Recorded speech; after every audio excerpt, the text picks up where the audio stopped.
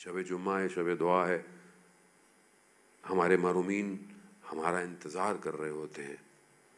اذان محترم، خاص طور پہ تھرسڈے کی جو عصر کا ٹائم ہوتا ہے، اس وقت سے لے کر فرائیڈے کے عصر تک جو روحیں ہیں وہ عالم ارواح میں، عالم برزخ میں، خاص طور پر مرنے کے بعد اپنے رشتہ داروں کی طرف نگاہ کی۔ عالم دین کہتے ہیں کہ میں وادی السلام قبرستان میں تھا، فاتحہ پڑھنے گیا، تو یہ قبرستان میں جا رہا تھا تو میں نے دیکھا کہ ایک بہت بڑے عالم دین حاج شیخ بزرگ تہرانی قبرستان میں بیٹھے ہوئے، میرے استاد بھی تھے، تو میں نے ان کو سلام کیا، میرے ساتھ قبروں میں چلنے لگے۔ ایک جگہ جائے تو کہا کہ یہاں میرے گھر والوں کی، میرے رشتہ داروں کی قبر ہے، تو یہاں بیٹھ کے فاتحہ پڑھی۔ تو مجھے وہ بتانے لگے کہ جب میں چھوٹا تھا تو میری دادی کا انتقال ہو گیا، میرے والد کی جو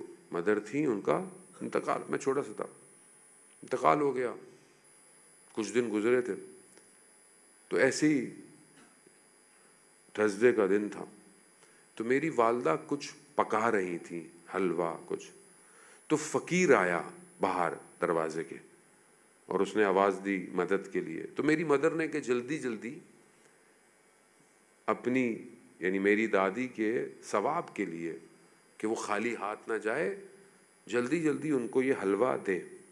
برتن جو تھے وہ صاف نہیں تھے، تو جلدی میں انہوں نے ایک واش روم میں، وہاں ایران میں ایک برتن سا ہوتا ہے، وہ بھی اسٹیل کا ہی ہوتا ہے، اس کے اندر جلدی جلدی میں حلوہ رکھا تاکہ وہ فقیر چلا نہ جائے، دے دیا، کسی کو پتہ نہیں چلا۔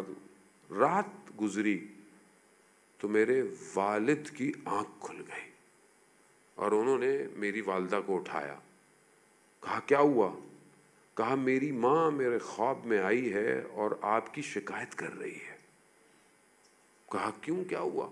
کہا انہوں نے آج میرا احترام نہیں کیا۔ کہا کیسے؟ کہا کہ انہوں نے میرے ثواب کے لیے کہ مجھے فائدہ پہنچے فقیر کی بے احترامی کی ہے، برتن کے بجائے حمام کے استاذ میں جو ہے وہ حلوہ پہنچایا، اور کہا میرا یہ مذاق تمام مردوں کے سامنے اڑایا گیا۔